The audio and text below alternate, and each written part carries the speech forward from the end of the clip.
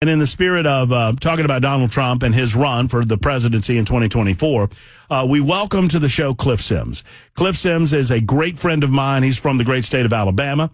He was on Team Trump. Just let me tell you, Cliff Sims served as special assistant to President Donald Trump in the White House. He served as deputy director of national intelligence, helping to oversee 18 agencies in the United States intelligence community. He has already written one book about his 500 or so days in Trump White House called Team of Vipers. And he has a brand new book out called The Darkness Has Not Overcome, Lessons on Faith and Politics from Inside the Halls of Power. But more importantly, as I introduce Cliff Sims, I want to just offer you a few quotes about Cliff, the man. It is said that Cliff was, quote, a low-level staffer. That Cliff, quote, pretended to be an insider when in fact he was nothing more than a grifter. A gopher. And that Cliff, his first book was boring and fiction. These are all quotes from Donald Trump, who still loves the man. And Cliff joins us on the Matt Murphy Show today. Hey, Cliff, how are you? What an intro. I would expect nothing less from the great Matt Murphy. Look, I've been on quite a roller coaster with Trump over the years. I have been, attacked. I've been sued by him. And then he brought me back. And he loves you, buddy. No, he loves you.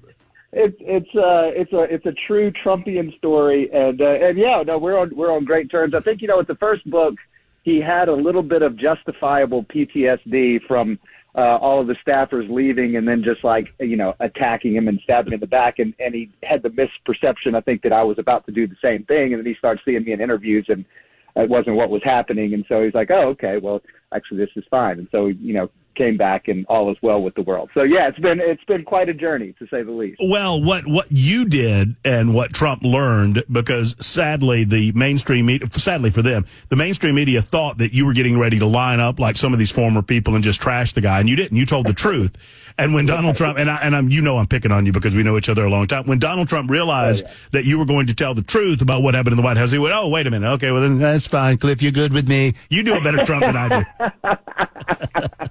Yeah, this is the first time I've been on the show since you've been up in Nashville. I can't believe that they accept the Georgia Bulldog in Nashville. We just rejected it out of hand. We couldn't deal with it anymore. We just sent you out of Alabama. Get out of here. And, whatever. Apparently they love you. Look, hey, all I know is when I was in Alabama, you had Nick Saban and you were winning national championships. Now I'm not in Alabama. There's no more Nick Saban. I don't think there's any more national championships coming either. That's all I'm saying.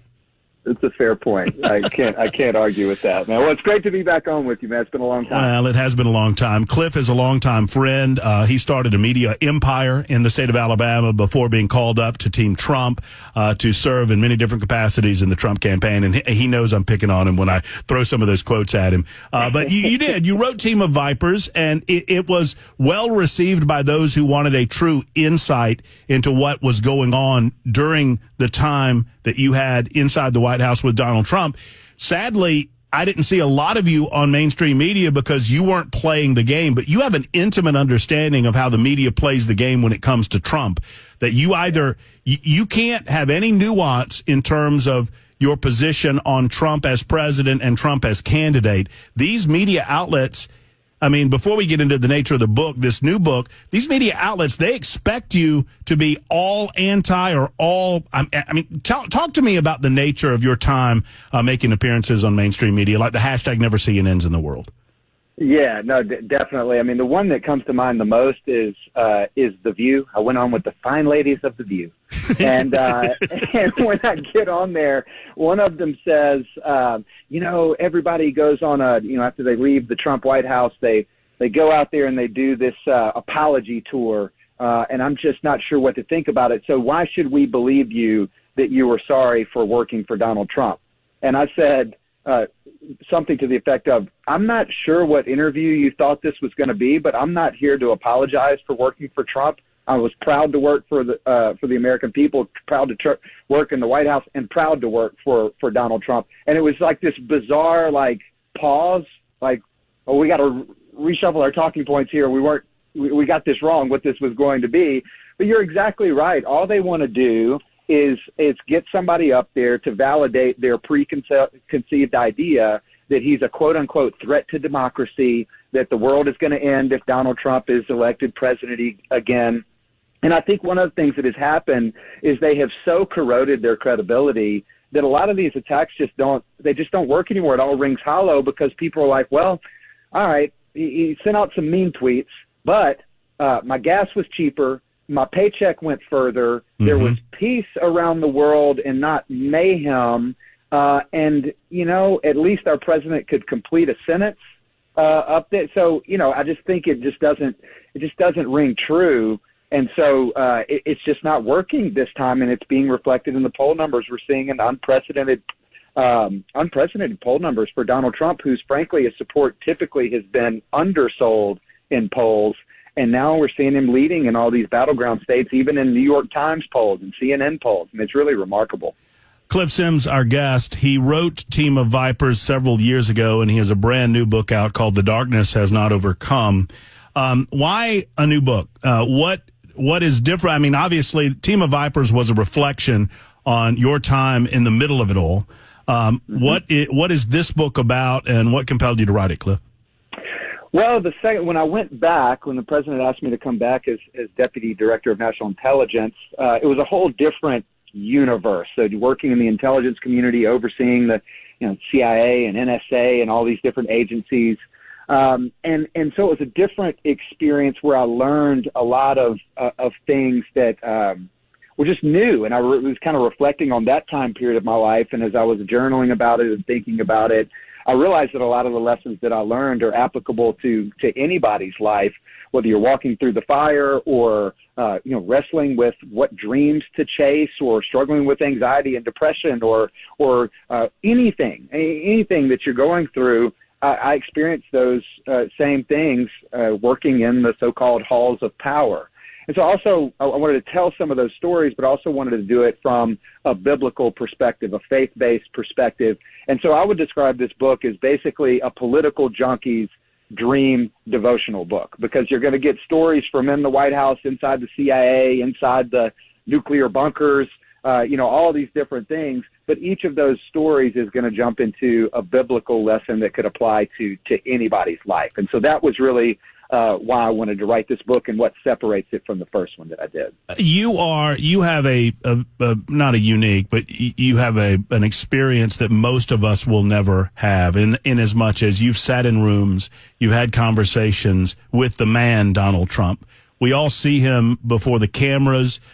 We have great respect for the core convictions that he has, his love of country, the direction that he wants to take, the manner in which he comports himself. I mean, obviously, you have a different type of experience. And for those who have never heard us in Nashville discuss these things, just talk to the people about the type of man that you experienced in person, in those meetings, in those rooms, in those sessions during your time in the White House.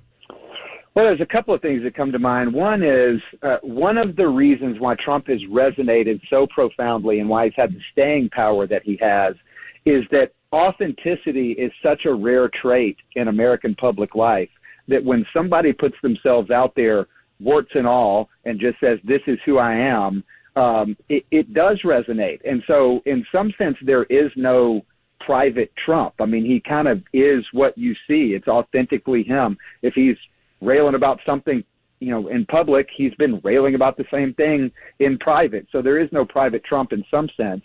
But, there's a couple of stories that come to mind that I think illustrate really what he's like behind the scenes. One, when the Congressional Black Caucus came into the White House, loaded up for bear. I mean, they're no fans of his. It's all, Democrats coming in, ready to give him a piece of their mind. And over the course of about 45 minutes, the tone of the meeting completely shifted, and they learned what I've seen so many learn before them, which is basically can't be in a room with Donald Trump and walk out not liking him. He's so charming. He's going to make you feel like the center of the universe. He's funny, and you're just going to have a good time, to the point that the head of the Congressional Black Caucus said, I don't agree with everything that you say, but I think you have the capacity to be a transformational president, a truly great president. And, of course, they go out publicly and they still call him a racist and whatever, but that's what their actual experience was behind the scenes. So that's one. The second thing is, I'll never forget, after the president moved the U.S. Embassy in Israel from Tel Aviv to Jerusalem. And of course, Joe Biden said this was going to spark, World War III over there or whatever. And in reality, peace started spreading throughout the Middle East. But the day after he made that decision, we walk out of the Oval Office and we look up at the TVs in the outer Oval, and they are showing protests that frankly look a lot like the protests we're seeing on college campuses around our country. But they're screaming, Trump, Trump, you will see, Palestine will be free. They're burning American flags. They're hanging Trump in effigy, all these different things. And Trump watched it, and then he kind of paused, and he looked at me and said, okay, what's next? As in, like, what's next on the schedule today? Like, he had watched himself endure the most visceral criticism and hatred you could possibly imagine. It did not affect him in any way whatsoever. And so what I saw was a president who had the courage to do the difficult thing, make the difficult decisions, endure the criticism that was going to come along with that, no matter what, if he felt like it was the right thing to do. And I tell you, that is the rarest of traits among American politicians. Well, that's no question about it. Cliff Sims is our guest. He is author of a brand new book, The Darkness Has Not Overcome. He is also the author of Team of Vipers. If you've not read that book, it is one of the more honest treatments about Trump's White House that I've read, in as much as that, he says some things that Trump supporters kind of shake their heads at and go, whoa, what's up with that? But he tells the truth. And that's what I appreciate about your writing, Cliff. And every time we have you on the air, one of the stories that is one of my favorite stories to retell of yours, is a story that you told me years ago. I don't know if you're ready, willing, or able to tell it, but I'm going to set you up and you can tell what you want to tell. But I, at one time, said that Cliff Sims had the hardest job in the United States of America because you were a part of the digital communication team in the Trump White House while Trump was on Twitter.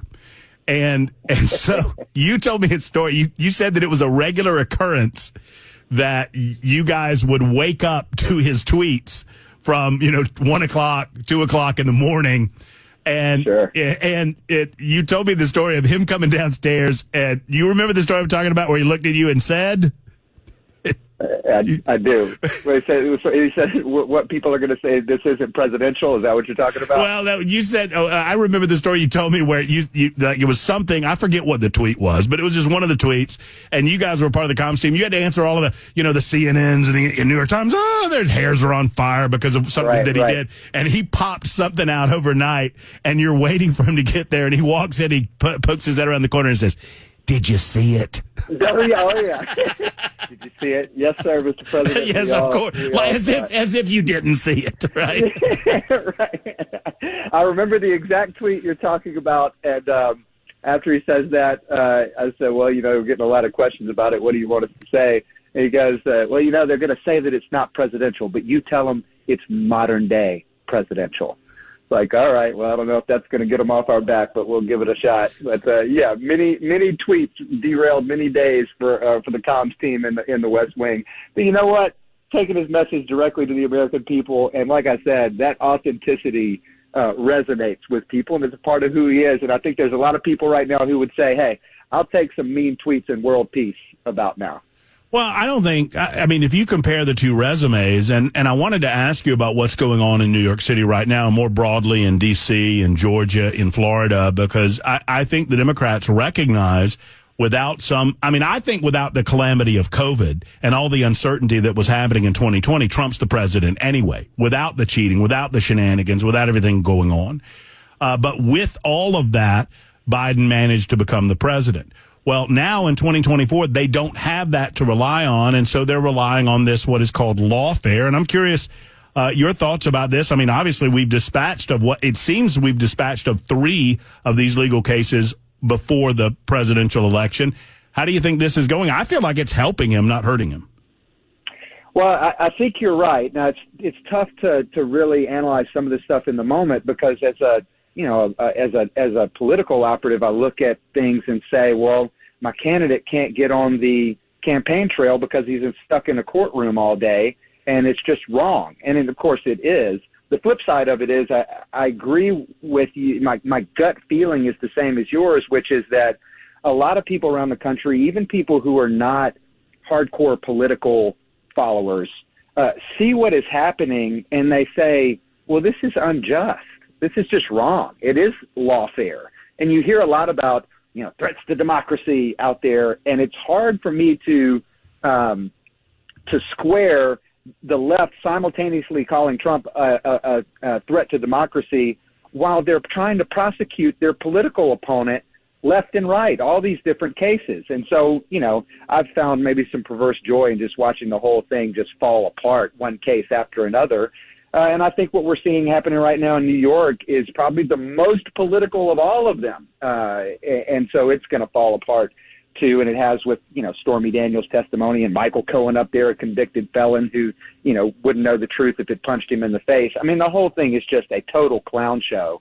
And so I do think ultimately you're seeing a lot of suburban voters out there, moms at home watching this stuff play out during the day, and they're seeing it and just saying, this ain't right. And I do ultimately think it helps him, even though it's tough in the moment. All right, quick wrap here. I know Phil. I was just talking to a Phil. Cliff Sims is busy man. But I wanted to wrap up by asking him in the last moment or two that we have where we can find The Darkness Has Not Overcome. It's his second book with regard to his time in Washington, D.C. Cliff, where can we find it? Anywhere where books are sold, I would imagine? Yeah, Matt, thanks for having me on. You can get it anywhere books are sold.